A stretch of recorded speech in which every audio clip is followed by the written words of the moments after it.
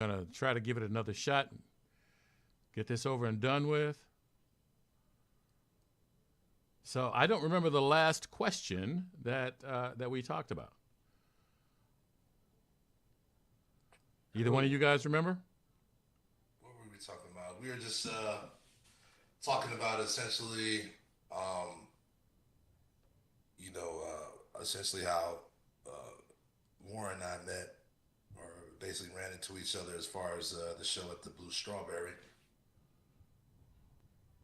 And we Okay. talked about Florida, the music down there, Hmm. uh,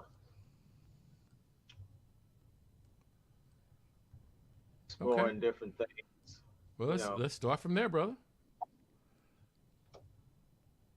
Well, I would say one of the reasons I moved to Florida was um, so just to kind of give you all an idea. Um, the, my sound is called roots fusion, right? Because mhm, basically the foundation of the sound is reggae. Um, but from there, I draw in all inspiration from the African diaspora, and so I use those as the palette for which I color the music, right? So, say for instance, this new single out right now, Mojave Highway, right? So drum and bass originally coming from UK, originating from jungle sounds as well. Those basically sped up jungle beats. So I always love the energy behind drum and bass. Um, but it's definitely it can, especially now it's more of a clubby sound. But I just wanted to add some more, some more, I guess, vibes from where I come from, which would definitely be more soul. What do you call it? Neo soul, alternative soul, whatever, whatever the label is nowadays. But I just wanted to kind of take these different elements and fuse them together in a way that sounds good. And then again, a huge portion for me is also music and the message, right? Like especially now, people are hungry, people are thirsty for just real stuff, right? It doesn't even have to have any type of respectability or politic to it, but it just has to be real, man. It just has to come from a real place, and that's all people want because so many people have been dressed up and shoved in front of our face like, hey, this is good, and people are not buying it anymore, literally and figuratively, you know. right. And so essentially, one of the reasons I moved to Florida was because I could get closer to the root of my people as a Haitian, as a Haitian. There's a lot more people here, so I want to get exposed to those sounds and those vibrations. That's why when y'all see me in my backyard with the banana trees, it's a real vibe there. Like when you can connect it with the earth, it's a real thing, Oh, and sure. that helps you tap into your own authenticity, your own groove, your own vibe in this. And so yeah, so that's definitely why I came here. It's definitely renewed me in a lot of ways. So I think that's another inspiration for how this new music is coming out because obviously y'all can tell I got a lot more. I got a lot more coming in 24, man. I'm just really kind of figuring out this wheel of consistent promotion or just really just understanding how to put the music out to where people can listen and enjoy it. That is my main focus is that I want people to catch the message and make the music their own. Like once I release it, it's for the people to decide how it Sure. fits into their life. But I want it to be I want not only to be authentic, but I want it to be a help. So you know, um, I feel like we are in such a unique time, experience in our consciousness and our awareness of self that we need some companions. We need some road signs, some breadcrumbs that shows like, yo, am I crazy? No, you're not crazy. Cause hey, I acknowledge it too. I'm saying it this way. You know, we're all trying to, acknowledge our common experience around here. So that's why I create the music to help us, just get through it all, and make sure we got our heads screwed on straight in the process. So I do remember Sure. now what the last question I asked you. It was Hmm. about did you have a team helping you? And part of what I wanted to ask is, you still have family in St. Louis?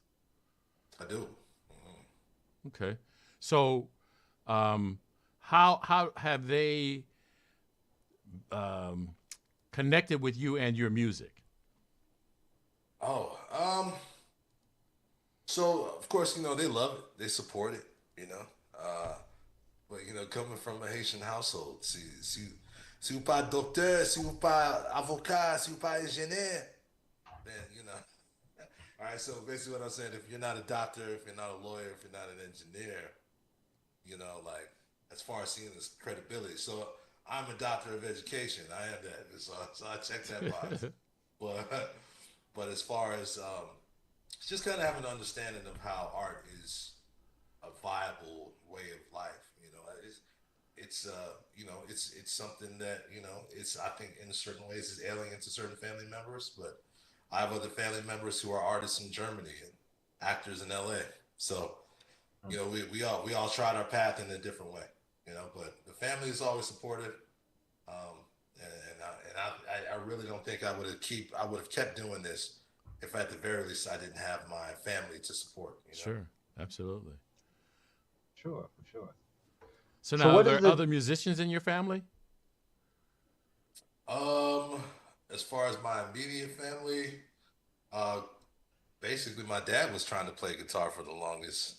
He then never really stuck with it because he's always working 2 to 3 jobs, so you could barely Mhm. find time to play it. Uh, but basically watching him and my brother try to learn how to play, I was just like, oh, okay, I can figure this one out. So there's that, and like I said, I have a cousin who's in a band that tours around, that basically tours around the world. So yeah, this is just different family members involved in the arts, different ways. You were saying, ask something, Warren? Yeah, yeah. What do you think it is that the biggest stars that rise to the top and just pretty much dominate the industry, like say uh, Taylor Swift, Beyonce? What do they bring to the table? What do they have that attracts so many people?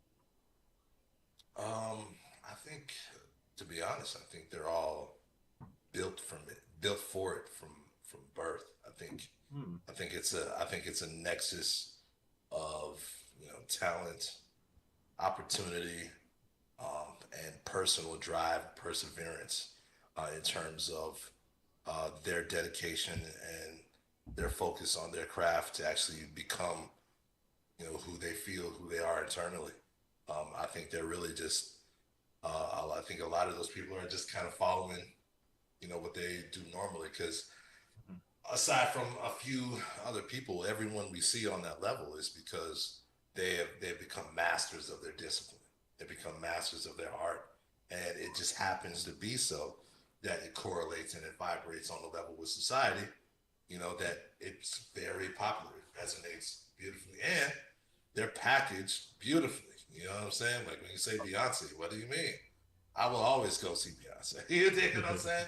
And Right. not just because of the songs, all right? Right, right. I got you. Uh, So, I got. so one of the things that you mentioned is that you've had to make an adjustment uh, with playing live versus creating digital music. Um, which do you prefer? Do you have a preference, and why is that preference work for you? Man, I'll tell you what. I played live so long. Right now, my preference is uh, recording and producing at home Mm-hmm. because um, what I enjoy so much about the live experience, especially when we talk about jazz, is you know the the improvisational, right? The improvisational element. Or you're in the moment, in that feeding off of your musicians, communicating. Everybody's in the zone, creating this organic sound. It's a beautiful thing for that moment. And it is what it is for all time. But with recording, you can revisit some of those moments, and perhaps you hear something, days later that perhaps you didn't hear in that moment that you can still add on and so the listening experience becomes very different as far as a piece of art that is constantly perpetuating itself. And so the more you engage in it, the more right? The more you listen, the more you take in, versus a live moment, which is just that it's that moment. So you had to be there, and so even when you capture it on video, you get an idea, but it's not the same as being there. So they're both very special experiences. But right now, I'm definitely enjoying recording because I'm learning the boundaries. I'm learning the steps in terms of where I can take the music personally, where I can take myself personally that I've never really gone before in terms of playing live. You know.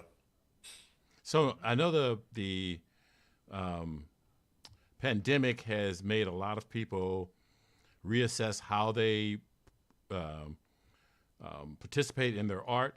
How has the pandemic impacted you as far as your art? Um, Pandemic has definitely it's made me understand so much about what my art is. I think for a long time I was caught up in the hustle. Like hey, I need a gig, I need to play, I need to be relevant, I need to do this and that, and even that became stagnating within playing in the St. Louis. So I think the pandemic, just allowed me to reflect and be like, wow, you've been trying to work the scene for so long, but like, what do you have to show for it? You have so many original songs, but Hmm. so few have heard so few. So so it really helped me to kind of recalibrate and prioritize. Like, hey, what's most important right now is your catalog. What do you leave behind? So if I left the earth tomorrow, give thanks and praise on to the next, iteration. But at least with the music, I'm able to leave something behind, a trace to say again, hey, you're not crazy. Hey, we're all going through the same stuff. Matter of fact, this feels good, doesn't it? Yeah, because we're all on the same vibe. Those types of messages, those types of sounds, right? They last lifetimes. Right? So that's kind of my goal. That's really my goal right now. Is I want to make sure that I'm doing my due diligence as an artist, as a musician, as a composer. That from a spiritual standpoint, the messages and the gifts and the talents that I've been given, I just want to make sure that it's put out there, and that it's put out there in a quality way so that people can enjoy it. And so the concept for me, that's what making it is. Having a system that to where I can actually do the art that I love in the most I guess efficient and effective way. So what influences were helped you define yourself and define your music?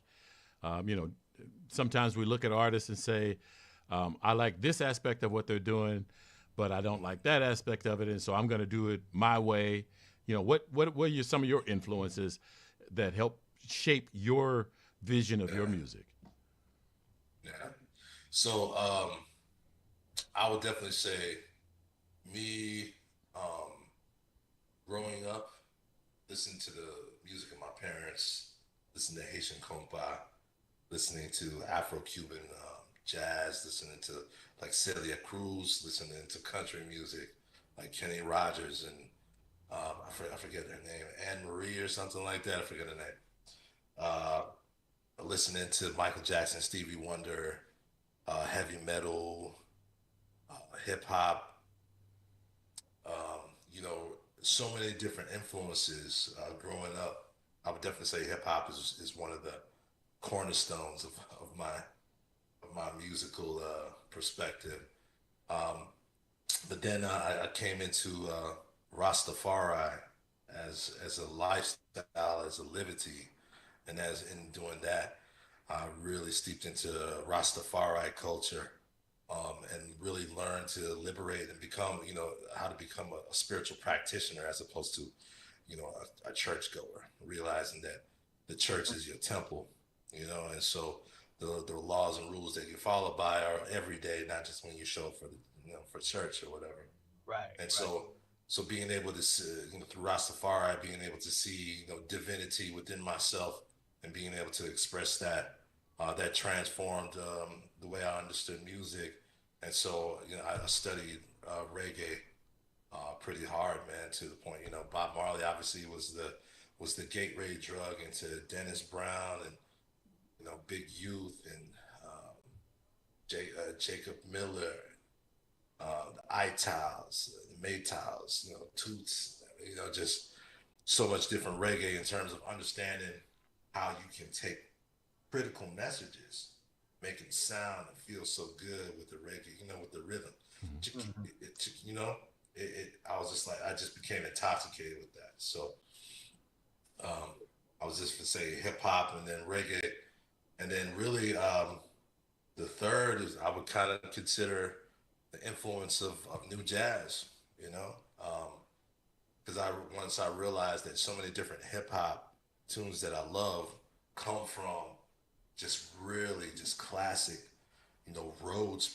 Rhodes keyboard with the ninths and the flatted fifths and the 13ths, and it just colors the music in a way, Hmm. colors the music in a way that you experience it differently every time. Really having those that kind of that trifecta of influence, man, it's really what gives me the palette to want to create whatever I can because there's so many similarities in the music of the African diaspora.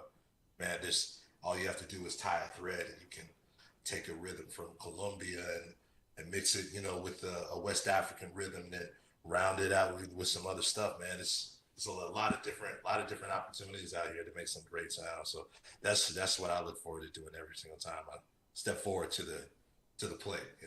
Sure. So, Yeah. um, some people enjoy how technology has allowed musicians to create music. Do you find that you're using more technology because you're producing at home, or do you kind of limit your music's influence by technology? You know what I mean? Like um, you can create different kind of instrument sounds you know with different technologies, and that adds a different aspect to your music.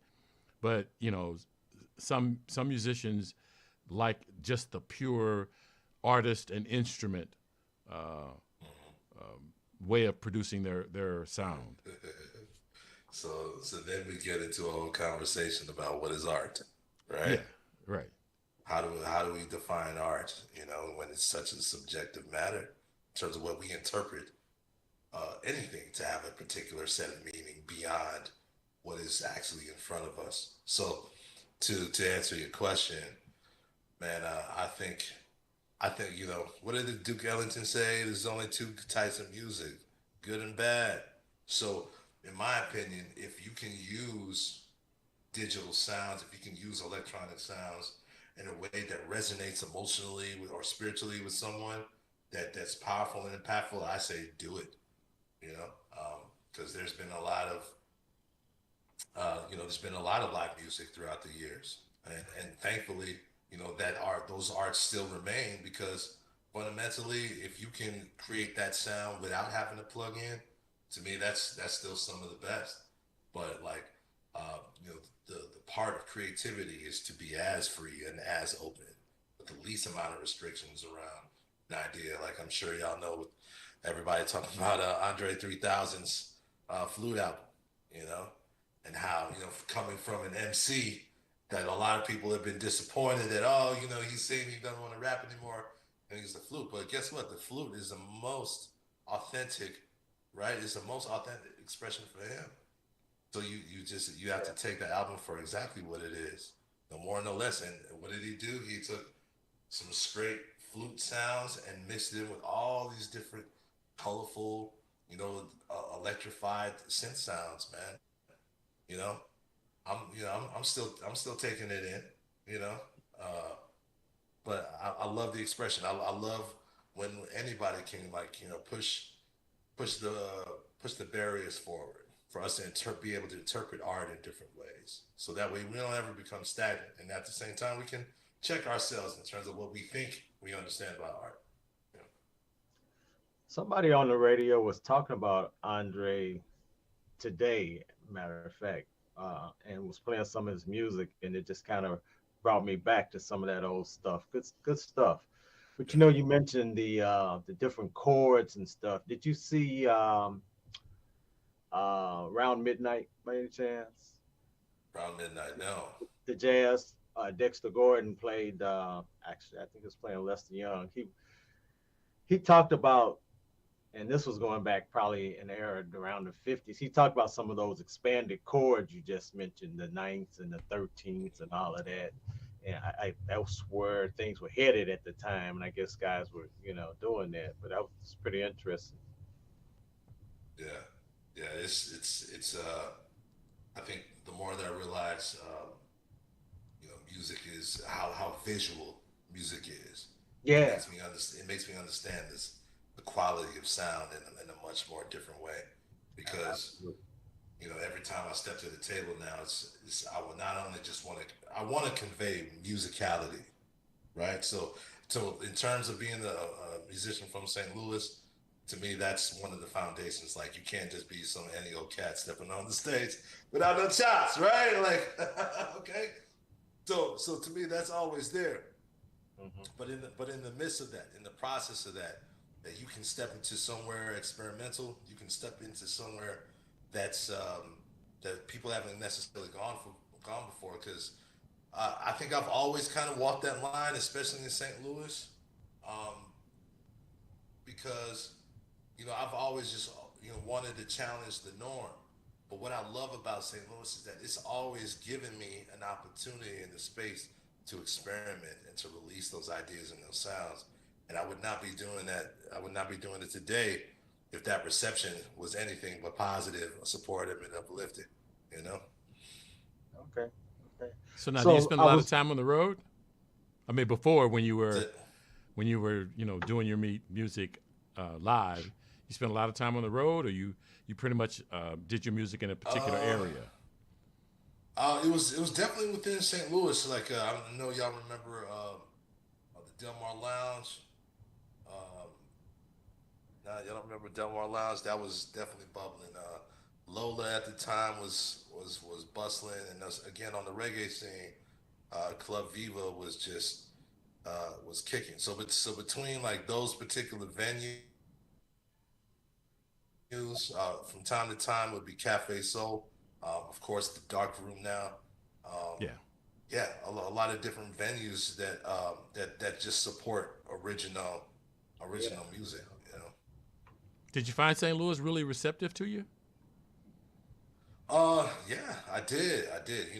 Surprisingly so because, you know, um, again, my music doesn't necessarily fit into one style or genre, but Mhm. I would say, when I came to a reggae show and people show love regardless of whether I'd stayed in the reggae realm or whether I branched out a little bit, may not necessarily be what they're always accustomed to, but they came with me. Hmm. Same with the dark room. It may not be straight ahead jazz, but it's something that I hear that's got some jazzy to it. Even my Haitian uncles, it's like, hey yo, I heard the reggae song. I thought you just did jazz. I was like, nah, 5-7. I'm all over the globe with it. It's like, oh, it's good. It's good, man. It's good. You know, so Yeah, so so that's how that's how I approach it. It's like I feel like coming from St. Louis, I got some really crucial fundamentals of music that resonate with me authentically. mhm. From like I said, from hip hop, I was never an MC. I do rap in some of my songs, but I respect MCing enough to know, I respect the art. I respect the expression, but not a truest rapper. But hip hop, reggae, and then jazz, that kind of fusion right there just really allows me to step into a zone where I can, sing and rap and write about topics that I think we all kind of resonate with, and do it in a way that helps to uplift us as opposed to kind of put us in a different mind space we don't need to be in. Yeah, yeah.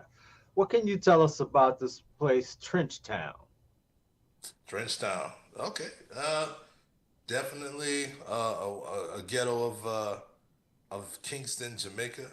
You know, and basically from there, like I said, my understanding of reggae, um, as far as its like fundamental principles, comes from the Wailers, Bob Marley, Peter Tosh, Bunny Wailer. The way like from Like so, like when you consider vocal harmonies, say for instance, their close vocal harmonies remained in my head for like days in terms of just how close and more importantly how raw and real they were. And I've just always wanted to replicate that sound. And also in terms of like the reggae fundamentals of like say the one drop, you know what I'm saying, mixed in with the bass, the reggae bubble on organ and piano, guitar skank, and knowing how each of those different elements stack upon each other in order to create the sound. And even that sound originates from a lot of that sound originates from original Rastafari music, which is Nyabingi music. You know, it's the heartbeat rhythm. You know, or like right. That's Hmm. the Nyabingi right there. So really understanding those principles and how they resonate with the heart shock, how they resonate with heart vibrations. Man, that's what I shoot for every time. Okay. So now I you are remember. you politically are you get into politics, or you try to Uh, avoid all of that political discussion because you're you know, you're I we all have opinions, man. I just wanted to check. I wanted to check your temperature before I started talking. Yeah, Cause you, cause man. you're in a place where politics is really hot right now. Yeah, definitely. I was trying not to go there, but the first thing I noticed was those orange headphones, and I'm like, Yeah, oh man, it is not orange. yeah. Yeah, but So, I so what think about politics? About Florida in particular? Well, You yeah. have something to well, talk about? So go ahead, you, Warren. 2 words, Donald Trump is Florida. Oh, That's the oh first wow. thing coming. Since I've been there way back in the '70s, but had never been Uh, back, and I would like to go back, but as of lately, I'm just kind of getting this question mark. What's going on? yeah, well, Florida it's a magnet for people who are fall in the major or the strong conservative lines. So Mhm. I'll definitely say like during 2020, I um, saw so many protests. I was kayaking in St. Pete one time, and there was I forget what they call it, but they had basically boats at the sandbar drinking, Trump flags waving, and all of that. Mhm. And to be honest with you, it doesn't really fade. Like it's definitely was like shaking. Like wow, to be front and center with such strong support for Trump. I mean, it was definitely jarring at first, but um, people have a right to express their opinion how they want, For sure. just as much as I do, and it's just as long as they don't bring that bullshit over here. We good to go. You know? that's that's how I feel about it I hear you. because especially being in a space like this, intellectual discourse is not really something that's respected. It's I've been in circles where just talking about basic topics where people didn't feel like they could speak too loudly about it because somebody of an opposing position um, would actually overhear and somehow feel threatened or something like that. Oh, sure. I'm Um, I'm you aware of know, that because hey, I belong to a couple of veterans groups, and as of lately, I learned that hey, you got to walk the line because certain things, where you're expected to be versus where you might really be. So you just kind of keep everything tight. yeah, yeah. But I'm I come from a progressive background. Like I said, I've been an educator for 20 years, and even Mhm. my teaching style is transformative as far as how I approach educating students because it's not about indoctrinating, but teaching them skills for critical thinking, Sure. you know? And so I find that, man, we're missing so much of that in our world. Just the ability to think for ourselves. And I don't fault people because, we all fall for it because, as we were talking about digital media, it is one of the most, and can be one of the most insidious tools in nature. But at the same time, it can serve as one of the most liberating and educated tools possible. So it just Hmm. it just has to it just has to do with the framer, framer and the message. And Yeah. so all I care about is facts. The Can source. we can yeah, right. Can we agree that, just because maybe what you believe is proven wrong through facts, that you can feel okay with changing your mind or feeling like, hey, you know what, maybe I do need to learn more about it, as opposed to feeling so empty inside that you stand on a mountain of lies and get mad when you fall on your face. Like that, like there's a certain like level of maturity that has to go on, but that maturity can only take place once we actually deal with the healing in America, because Oh, absolutely. let's let's be real. America is exactly where it is. For good, bad, and indifferent because of its own actions, right? Sure. Even in terms of what we've seen in terms of what goes on with Israel and Palestine. You know, despite the carefully pieced together propaganda message that U.S. stands with Israel wanting to defend itself, it's pretty obvious that thousands of Palestinians are being bombed on the daily, right? Oh, And yeah. Right, right. right, so we see the human crisis Sure. happening in places like Palestine and Congo and Haiti, and all these other places. So that's what I mean is that how do we break through the noise? How do we shake ourselves of being hypnotized from big booties and and feeling like we need to have six sources of income and you know have the most amazing body and have the most all these messages we're getting fed, Yeah. and it's not real, and I'm not saying that like that's news, but we all have to fight it in a different way every single day. Oh, yeah. So So kind of what I so was, it's what I was, when I talked about politics, is that the type of music that you do and some of the artists that you talked about influenced you, their music was about the politics. It was about communicating political messages. It was about making social and political change.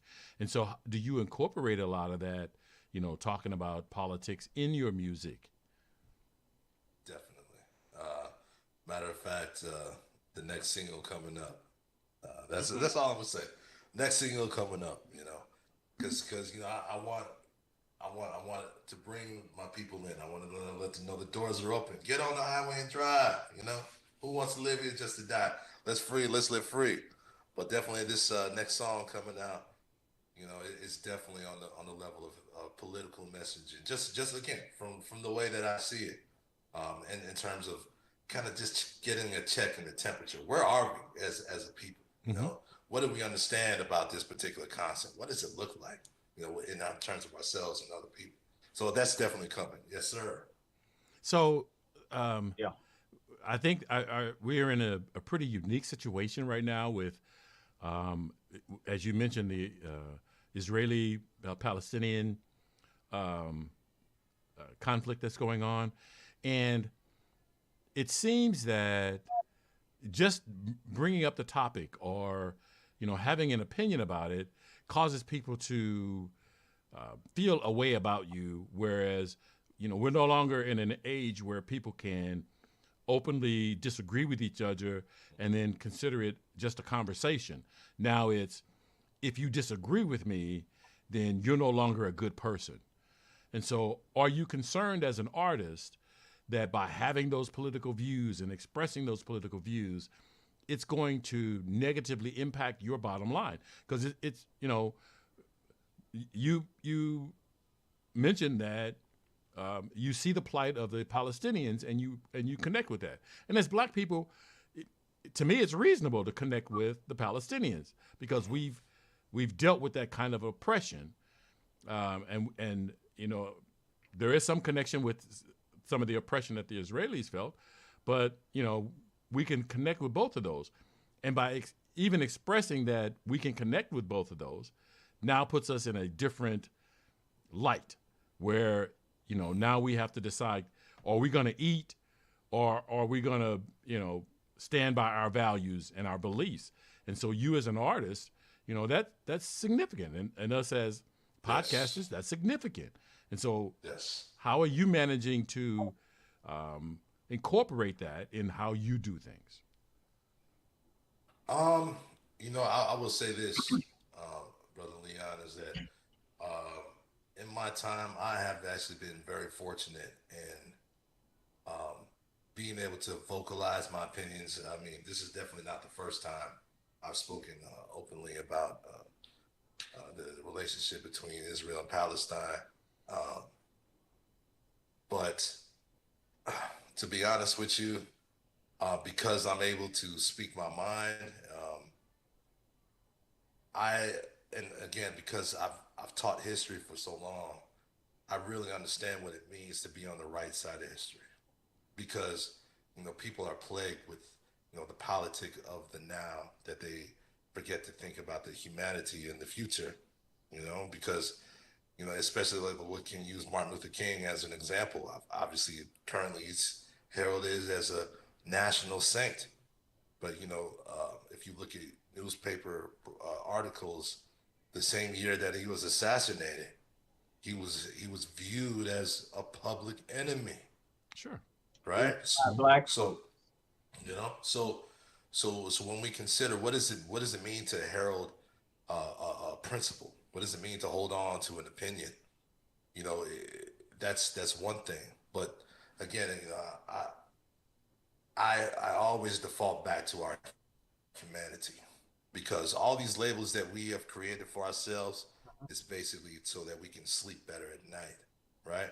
But before 1948, there was no state of Israel, and that state of Israel was created by another imperial power, right? Those are indisputable facts. So when we talk about people's sense of entitlement to a space or a place, that's just all constructions of the mind. So just in the same way we built it, it can be destroyed. So then we have to really examine, why are we holding on to these ideas, right? Why do we hold on to these ideas if it doesn't put us in a specific place? And these are challenging thoughts to have, because if we feel comfortable in being, oh, well, I'm the oppressed one, I'm the oppressed group, right? Then it gives us a certain entitlement in terms of being able to point the finger, just as much as the oppressor gives them a sort of like, oh, look, these people, they don't ever want to do better for themselves. That's why I do what I do to them, right? So I'm basically I'm channeling Paulo Freire here a little bit, but you know, as the oppressed people, we actually have to transcend both constructs, right, into a space of humanity. And again, it sounds real hippie-ish, but we exist. When we consider being spiritually elevated, it's for a long time I used to think, oh well, that's a place I want to get to. No, we get to those places all the time in our lives.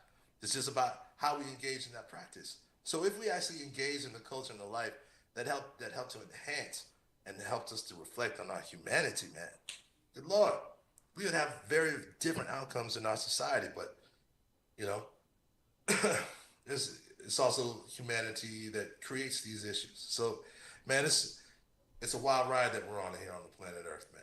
I'm just Sure. trying to make sense with it, make a little music along Sure. the way. I, You know? I know we've gotten a little bit off the music, and I personally don't have a Yeah. problem with that because um, there are things in our society. So we're old heads. We've been around a while. We've seen some things, and some of the things that have concerned me is I understand that blacks are not a monolith, and that we have different experiences, and we all bring those different experiences to conversations that we have. How do you see some of the so there are black people there are blacks who like Corey Bush, not Corey Bush. Oh shoot, it's right on the tip of my tongue. Corey Baker. I think that's the politician. And the head of the Democratic, the minority leader of Hakeem Jeffries Okay. are pro-Israel, and it seems that a big part of the black diaspora is pro, as you just mentioned, humanity. And so we see that the people that are being killed by the thousands in this, and we connect with those. So how do we as black people be able to talk to other black people and help them understand that, that it's important for us to support each other, but how do we support each other when we feel some of our members are not recognizing the humanity that other members are recognizing? Does that make sense? It does. It does. I'm not trying to I'll, be cryptic or anything. It's so, just oh no. I understand what you mean. So here's what I've come to understand. Much like I said, in terms of how we identify ourselves through social constructs, right? Okay. And with those social constructs come with a set of beliefs, Right. right? And to kind of answer your question, why do some people align themselves in a particular way versus another, right? And so, going back to the discussing of humanity, we have to be kind of real about how we conceptualize fear, right, and what it looks like. What I've come to find is that people who tend to associate themselves with, I guess, the power of the moment, or or align themselves with what ostensibly looks like power, but we all ostensibly know that it isn't, is because it's rooted in fear. People in their own lives have taken L's in ways that have really hurt them, and so they want to align themselves with the winning team because that, by association, helps them to feel powerful. So if you follow a specific doctrine that says that Israel's the promised land because look, it says so in the Bible, right? Then you're indoctrinated in a way to look at Israel from an alignment of your concept of God, right? okay. But you also have to examine, right, just like you're saying, that particular holy book was actually slapped in the face of millions of enslaved Africans in order to control them. Sure. So if people aren't taking that into account in terms of their worldview, they're just going to take it for face value. Oh yeah, Israel, because I've heard of it before. But how many people have actually taken the time to study how Israel came about? How many other, or even more importantly, even understanding the kingdom of Israel didn't even ran its course even in the Bible, right? So to have these assumptions that, well, it says so in this book that my people wrote that I'm entitled to this land. That sounds pretty damn subjective to me, right? Because it sounds like a lot. I think the word Columbusing comes to mind here. I know what you're saying. Yeah, colonization. Right? In any form, so it becomes a power dynamic. So when I think about the power dynamic, there's a way that we can influence, especially from the standpoint of the side of authenticity, humanity. It's a much slower walk. It's a much slower crawl, and we're not going to get everybody. This is not the way it works. But what I've come to understand, and again going back to the music is a spirit and the message on its own. Whether we choose to be vessels for that message is up to us and our decision to make. right? And like you said, because we're in a time where people are not necessarily willing to engage and be vulnerable to change their mind, we have to find and be a whole lot more creative in the ways that we convey these ideas, strengthen our numbers, and solidify and solidify our companions and our compadres amongst each other, because it's strength in numbers. We don't have to get everybody; just have to get the right people involved in order to make a change. Because best believe, even though there was only a 4-day ceasefire, in order to exchange hostages and you know clear the dead and nurse the infirms, had the world not been screaming, do you think they would even relent for 4 days? Had the United States, I'm sure behind closed doors, are like, hey, yo, y'all making lists look really bad right now because we're defending you and you're bombing children all the day. Stop, at least for 4 days a week, right? So these conversations are happening because people aren't blind, but in Right. terms of power, we have to become way more sophisticated in terms of how we articulate ourselves, because power comes in a lot of different forms. But the more that we understand just by our unification of feeling and understanding, that can change so much more. And again, that's what's going to be on the right side of history, in my opinion. Yeah. Oh yeah. So yeah. Okay. So we in Missouri are feeling this conflict on a more personal level as we have Cori Bush, who's now being challenged by Wesley Bell, who both of them went into office to make the lives of African Americans better, and money outside our community has now pitted us against ourselves inside our community on an issue that doesn't directly impact our community, but which we should care about, which we should most certainly care about. And so how, in your mind, so I have my way of thinking, and you have your way of thinking, but how do you feel about that? Somebody outside our community is able to put money in and cause conflict within our community. I call it Tuesday. Now, you didn't have to go there. I appreciate that. You didn't actually have to go there, but all right.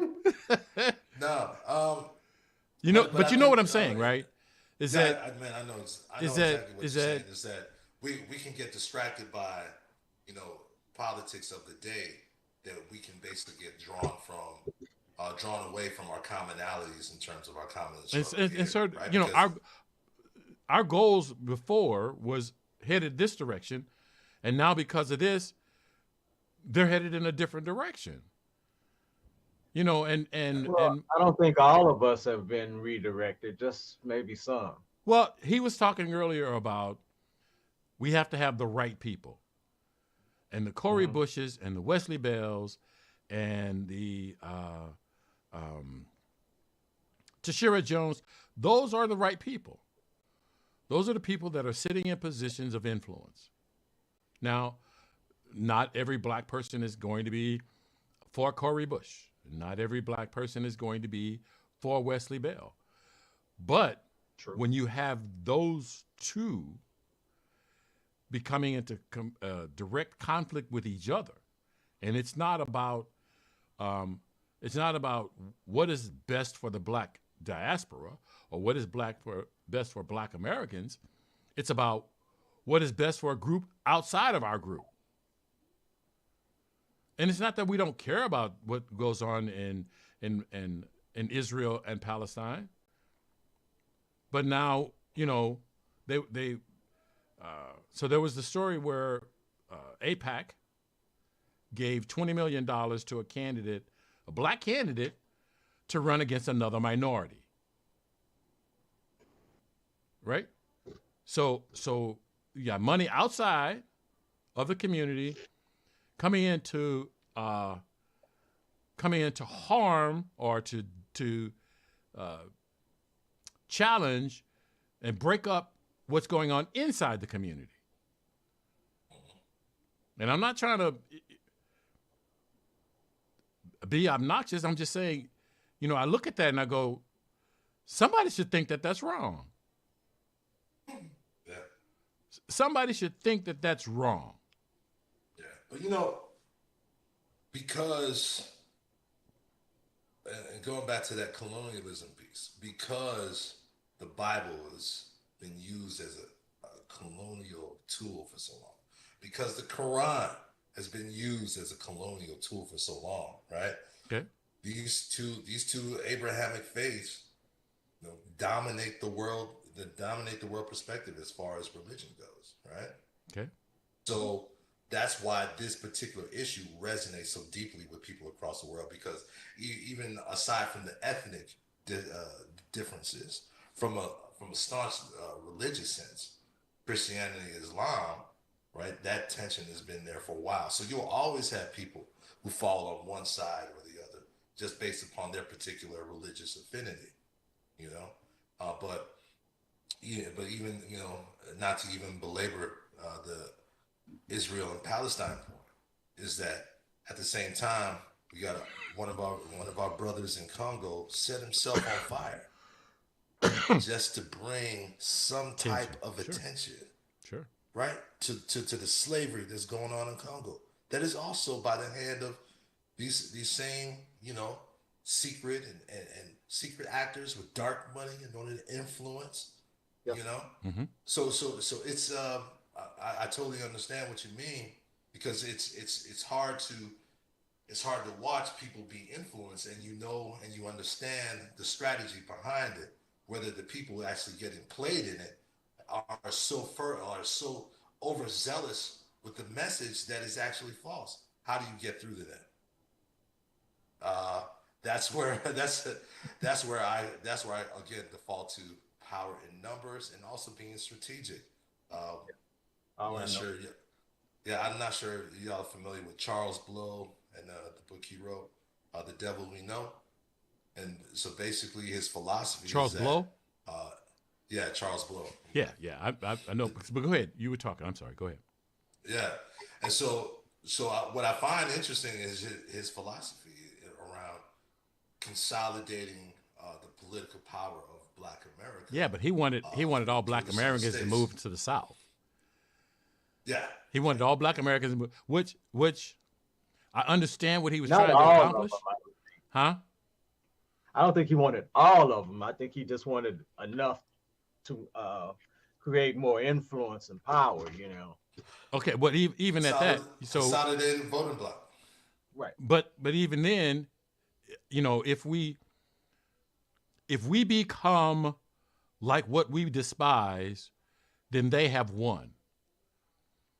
And we don't want white people to just coalesce around white people, but we want them to do the right thing. And so by moving all the Black people to an area, and we create an all Black community inside of America, how are we doing anything different? Oh, that's a really great question. So also we have to consider how people move or migrate um, internally, Right. right? And So as so human, as human beings, we tend to aggregate. We tend to collect amongst people that are like us.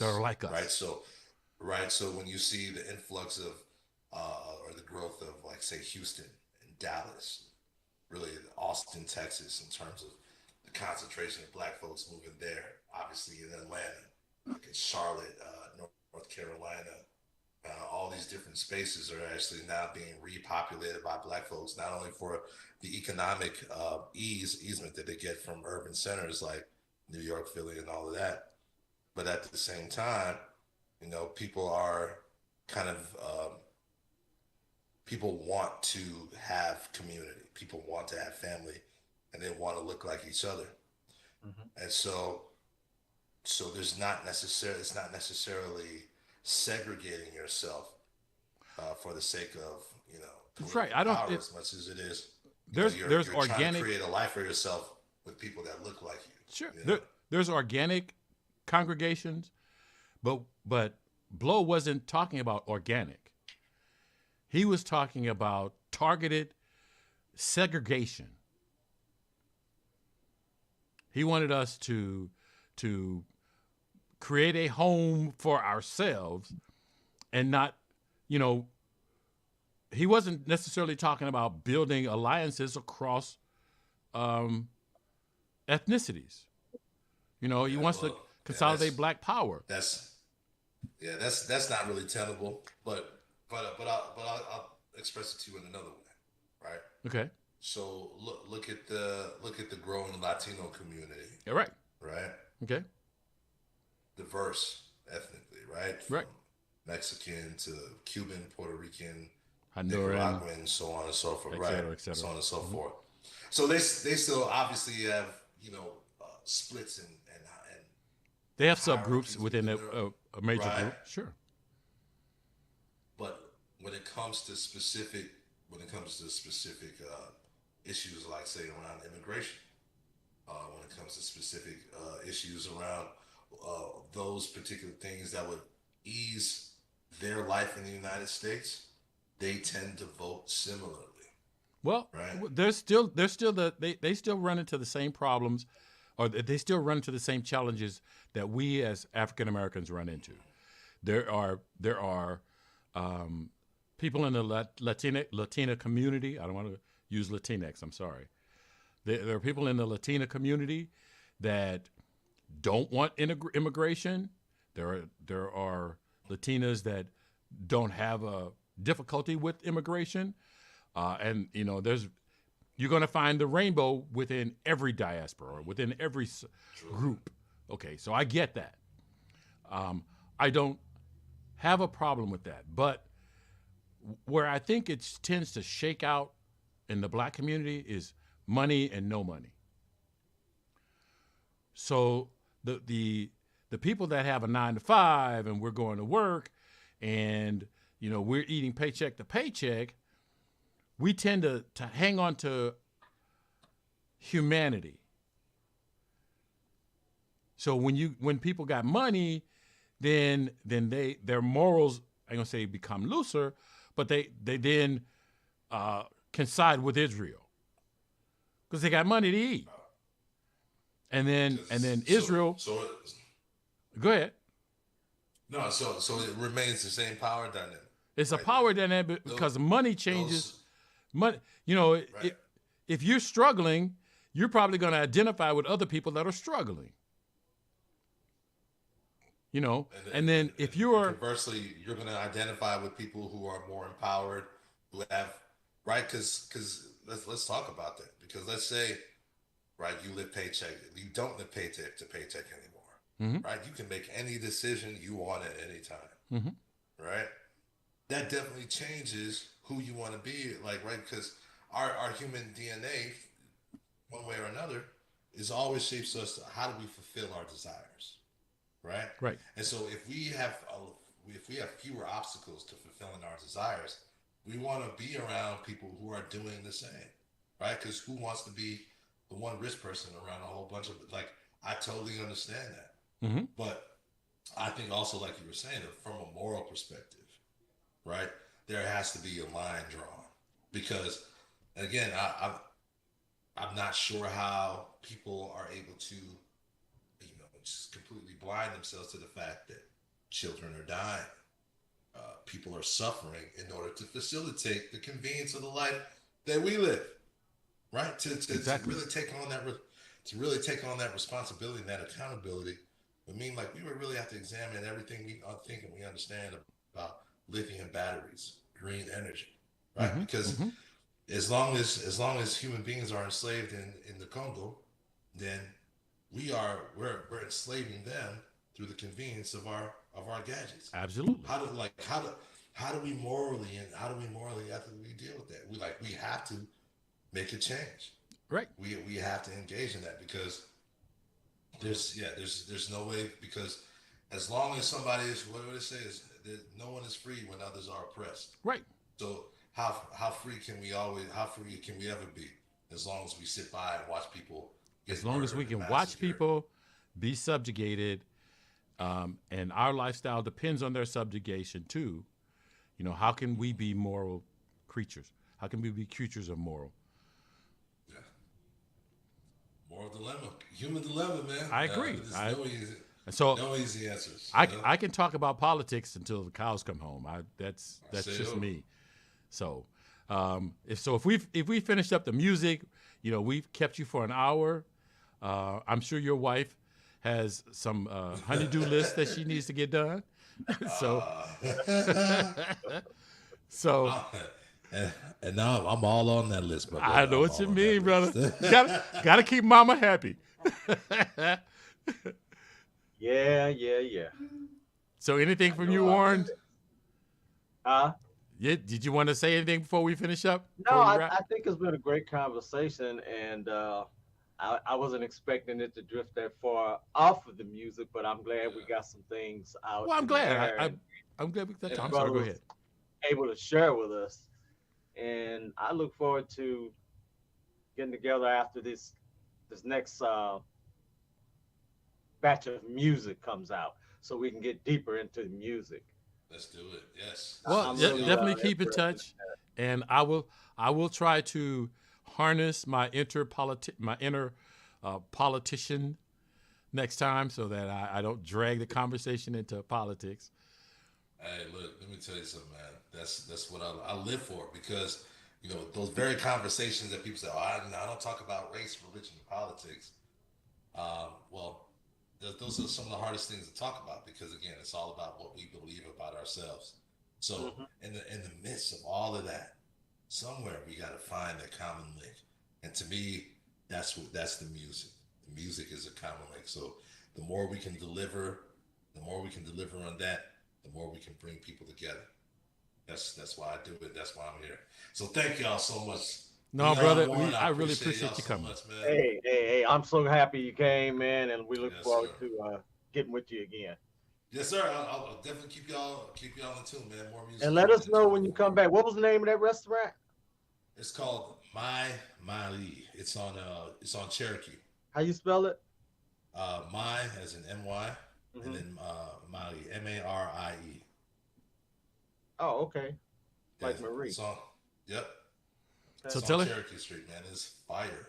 tell everybody how they can find your music, how they can find Okay. you. Everybody, this is Mario Pascal. Sakafet la. Okay, Roots Fusion family, how y'all doing? It's Mario Pascal. You can find me any and everywhere at Mario Pascal Music. That's Facebook, IG, YouTube, TikTok, Spotify. Come, come enjoy the music. Come show us some love. Come tell me what you love about the music. Share it with me, because the more feedback that I get, believe me, the more love I pour into the music. So I appreciate everyone. Leon, Warren, I appreciate y'all for bringing me on the show the next time. Hey, Okay, one Appreciate love, you, brother. Mario. all perfect love, man. Y'all be All right. blessed.